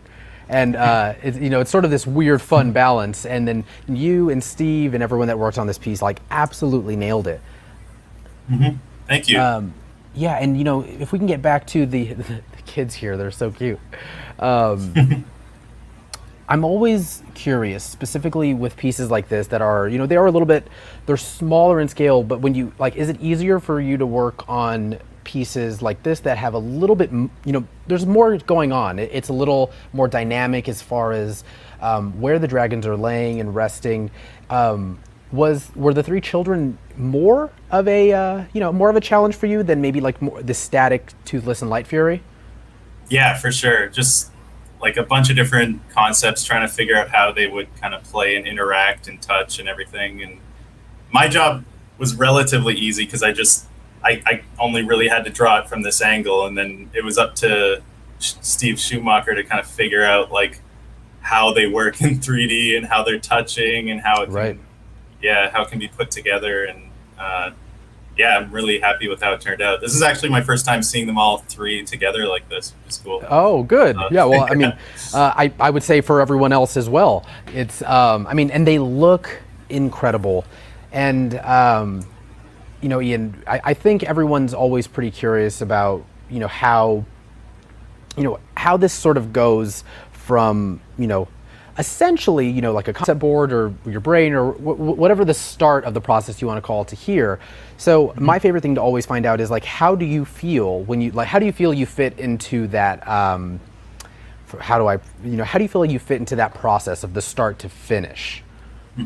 I think so. The concept is a very small part of the process, especially when you compare to the sculpt phase that takes like an astronomical amount of time more. Like concepts will take days and then sculpt will take months kind of thing. So, and then there's paint and there's so much to the process, but right. I was lucky to be involved throughout just as an art director to kind of oversee, and if anything was off, I would make paint over adjustments and things like that. And worked closely with Anthony, the project manager, and he was great on this too. So yeah, it's all a collaborative process. So I think the actual illustration drawing portion of this is the smallest part.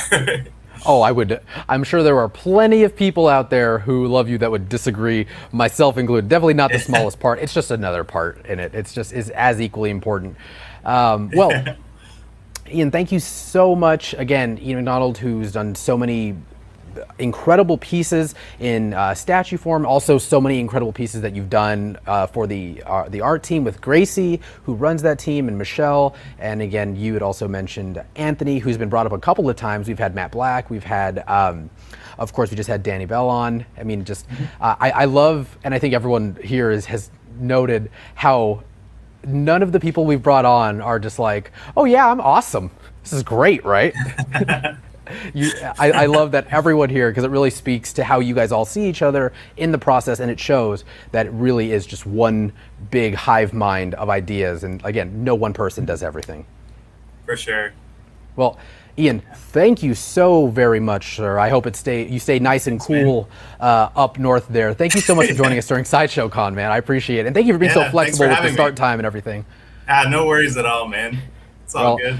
Ian, thank you so much. Again, I'm pretty happy that I got to talk to you. I've been trying to talk to you for for Comic Cons forever. So I'm glad we did it in front of 600 of our friends. But Ian, thank you so very much, man. Have a wonderful rest of your day and enjoy your weekend. You too. Thank you so much. You too. Bye.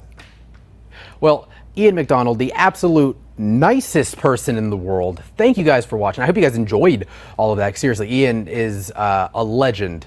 Personally, I find him to be a legend in comics and what he does here, and I hope you guys enjoyed that. So, real quick, we've got a video showcasing the Silver Surfer maquette that we have, and we'll be right back.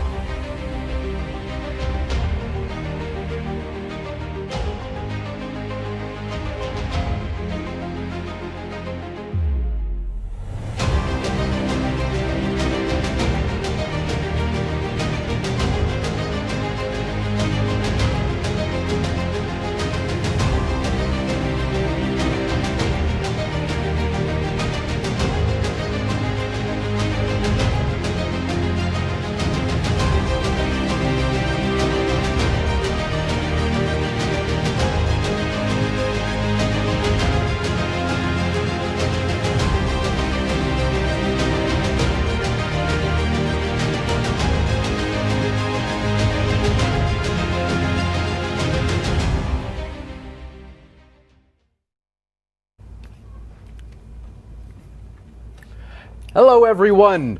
Welcome back. Thank you guys so much for joining us during Live from Sideshow Con. Seriously, we had an awesome time. Daniel Bell, thank you so very much for joining us. Eric Fetchette from customer support, the manager there, thank you. Again, thank you to everyone in customer support for help. And Ian McDonald, thank you so much. Are you crashing this? I'm crashing your outro. Welcome, Splomp. Oh, that's a comic book word. Like flomp? Yeah, that's true. All right.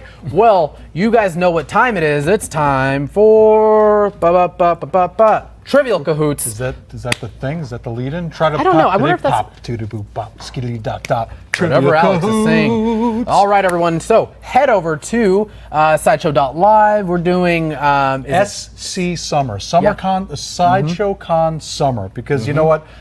What's summer without blockbuster movies? And we've had a few come out. I think I see Johnny Depp there. You see Johnny Depp? Are you talking Pirates of the Caribbean? I actually really love those movies, and I know a surprising amount about those movies. Really? Well, so I made sure to add exactly 0 questions about them because I knew that you were going to try it. So, as always, just log in. I got a bunch of people already coming in now. We have terms and conditions. Make sure you were agreeing to those. And again, first place is going to be getting $50 in rewards. Second place is going to be getting $25 in rewards. And third place is going to be getting $15 in rewards. Yep. So we'll get to that in a second. I just want to make sure we get more people piling in. People are joining now. So sideshow.live. When you get there, enter the code SC, like Sideshow Con, and then the word summer. We're doing 5 questions on summer blockbusters here. Again, I will not be looking at Alex's screen. I'm going to play along here. All right. All right. Well, let's let people join. I want to get to at least like 500, and everyone make sure you're participating and answering questions, and having fun with us. Oh, Alex, we have to play fast. Button 999 says he or she said their DoorDash order will be there in 15 minutes. We will have you ready to eat. What are you getting? I mean, did you order anything for us? Now we are curious, and we are all curious. What's in your DoorDash order? Yeah. Yeah. Because I'm getting hungry. So I'm starving. I'm starving. We literally ate lunch in 15 minutes, all of us. Everyone that is working in this booth right now. Yeah. So, okay, now let me, I'm going to get it started just for our friend who's waiting for their DoorDash. Yep. In about 10 seconds, we're going to kick this off. And here we go. We'll get some answers. We'll get some questions. We'll get some things. All right, here we go. Good luck, everyone. Remember, you only need to email into social@sideshow.com if you win first, second, or third place. Let's move it. Before the MCU existed, what actor gave us his turn as Peter Parker in Sam Raimi's Spider-Man films? Was it Andrew Garfield, Tobey Maguire, James Franco, or Jake Gyllenhaal? All right, let's see. Doing this as quick as I can. Most people said Most people said Tobey Maguire, and the answer is in fact Tobey Maguire. That wasn't so hard. I'm giving them easy. And for everyone that was curious, Button's DoorDash order is 5 guys, burger, fries, and a hot dog, which sounds incredible right now. Incredible. That sounds so good. We are literally on our way Did you bring to your enough house. for all of us? Once this shuts down, I'm getting in a cab. All right, well, we'll see. All right, question 2. Question 2. Which Batman movie, when released in 2008, ushered in a new era of superhero films, earning both critical praise and box office success? 2008? Yeah, was it Batman, Batman Begins, The Dark Knight, or The Dark Knight Rises? It's one of the. I'm gonna go with B, Batman Begins. You know Batman Begins? I just didn't remember if you're trying to trick everyone here. I'm not trying to trick anyone. It was, in fact, yeah. Most people said. Oh, Batman Begins. No, Nice. no. That's what most people said. Oh, what was the answer? In 2008. Oh. In 2008 is when they started winning more awards and everything like that. I see. Yeah, critical success. So that is the answer. All right. So I'm going to Let's move it along here. Go through. All right. The Terminator franchise of films are summer blockbuster classics. Which of the following later Terminator films does not star Arnold Schwarzenegger? Was it Terminator 3: Rise of the Machines, Terminator: Dark Fate, Terminator Genesis, or Terminator Salvation? I'll be honest, Terminator's not really my bag. Like, it's not something that I know that well. I'm gonna guess Genesis. All right. Well, I think that's the one with Matt Smith. Most people said Salvation, which is the correct answer. All right. Next. Indiana Jones is no stranger to summer blockbusters. His real name is Henry, but he goes by Indiana because he named after his birthplace, the college where he was a professor, the family dog, or the lake home where he vacations. Look at Harrison Ford like contemplating the question. I don't actually know this one. Okay, well, most people I just don't remember it. I mean, most people answered the family dog. The dog? That is the correct answer.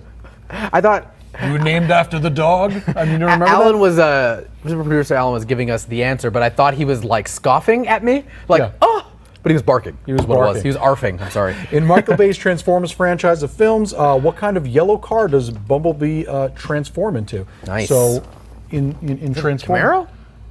think it's Camaro. Is it a Camaro? I'm going with Camaro. You're going with Camaro? Yeah, we're going to go with Camaro, everyone. Because in those Transformers films, let's see, what did most people say?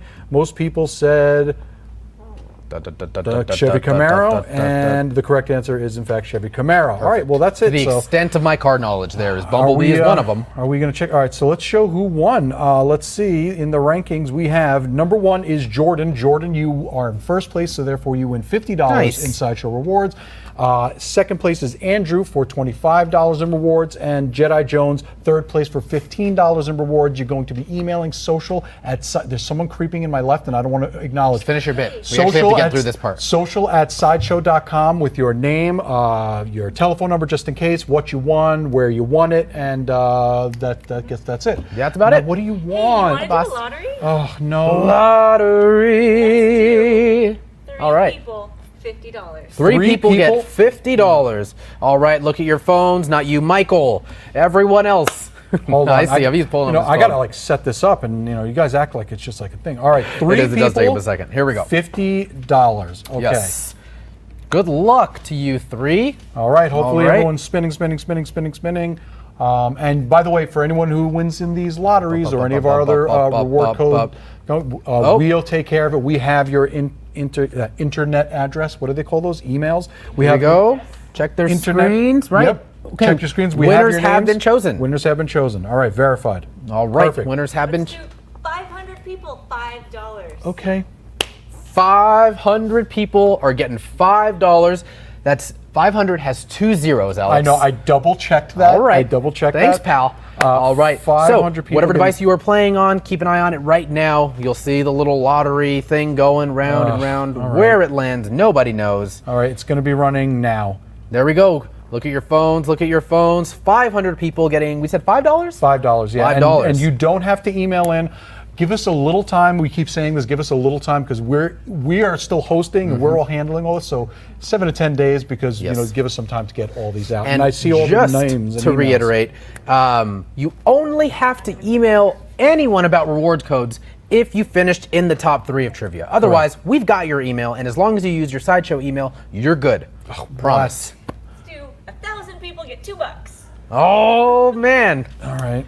I was just coming here and making it rain. You are? Yeah, I mean Why? we don't have to do it. All right.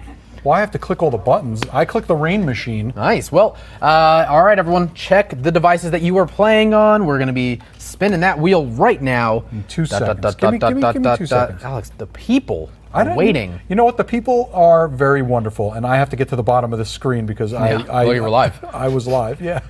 Here we All go. right. Running it now. Now, there we go, everyone. Check your devices that you are playing on. And again, just to reiterate, you only have to email anyone about reward codes if you finish in the top 3 of any of our trivias. Otherwise, we've got your emails. You're fine. I promise. We'll put them in your account in 7 to 10 business days. One person gets $100. Oh, There it is. okay. One person gets $100. This is our last lottery because in about I like how 30 I'm minutes. pretending I don't love doing this. That's but true. I Yeah. absolutely love giving Yeah, away. we always people, joke that Alex is like, please, no, stop. Yeah. Don't give me attention. Yeah. I hate it. Oh, stop looking at me. Like you got your hands in your sweater like Ariana Grande. Like, I'm so shy. He's not. I'm not shy at all. No. All right. And, all right. One person. You said one person is getting is getting $100. $100. Did I make sure to get it right? Okay. Hitting the play button. And Here we go. now. Ooh, we have someone that got the $5 and the $2. Congrats. Congrats. Oh, side.show/Chris is calling. Who wants it? Pass it to Michael, please. Michael will take that call. All right. That one was picked. So congratulations to you, who I'm not going to, out. Yep, we definitely see someone won there, but we will not. I'm not gonna This is mention not their the name. California lottery. We will not make you disclose your name. Okay, last one. Okay. Okay. I love. 50 people get $10. 50 people get $10. I hope you stuck around for the stream. Weird. As we started giving away reward codes, Autumn, the numbers went up. Wait, Isn't what that was it weird? again? It was 50 people get $10. I have to repeat that because last time with the snafu. All right, 50 people, $10. I can do this. I know how to do clickings. All right, 50 people, $10. Here we go. All right, Sorry. Alex is running the lottery. pretty soon. You running it now? I know. I already clicked it. All right. Everyone has been chosen. Everyone I'm very has been happy chosen. to see all these people getting chosen. I love seeing these names.